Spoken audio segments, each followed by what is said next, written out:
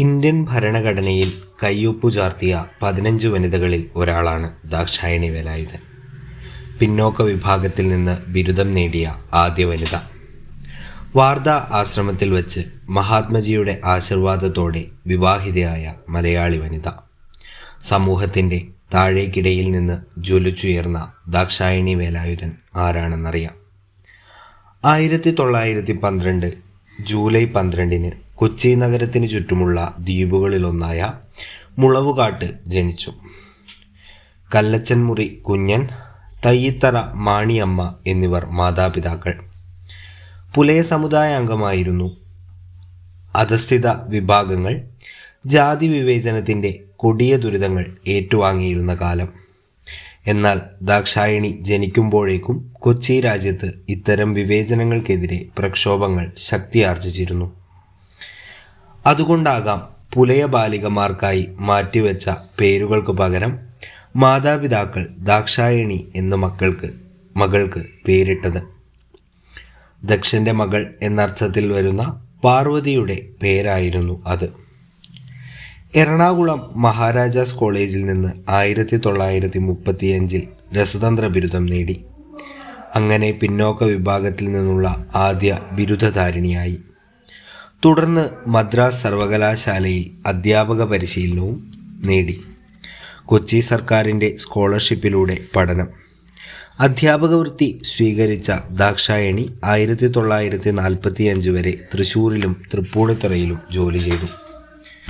1941 സെപ്റ്റംബറിൽ പിന്നോക്ക സമുദായ നേതാവ് കൂടിയായ ആർ വേലായുധനുമായുള്ള വിവാഹം നടന്നു. വാർധ ആശ്രമത്തിൽ ഗാന്ധിജിയുടെയും കസ്തൂർബ ഗാന്ധിയുടെയും ആശീർവാദത്തോടെയായിരുന്നു വിവാഹം നടന്നത്.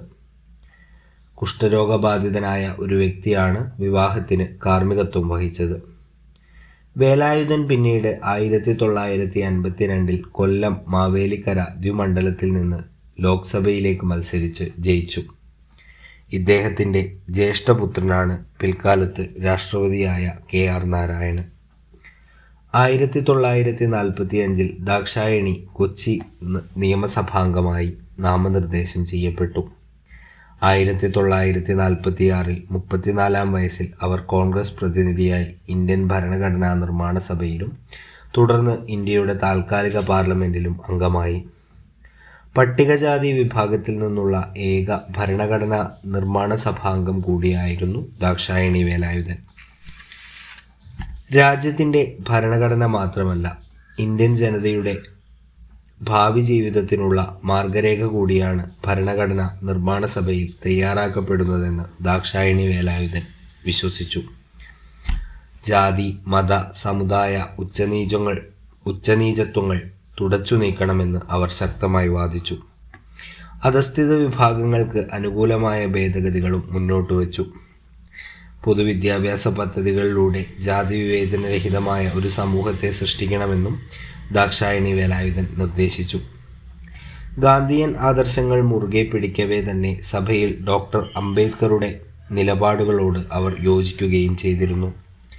അതേസമയം ഇരുവരുടെയും നിലപാടുകളെ ചോദ്യം ചെയ്യുകയും സ്വന്തം ബോധ്യങ്ങളുടെ അടിസ്ഥാനത്തിൽ വാദിക്കുകയും ചെയ്തു.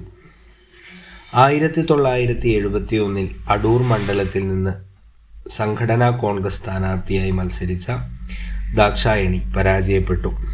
1974 ഭർത്താവ് ആർ വേലായുധൻ അന്തരിച്ചു.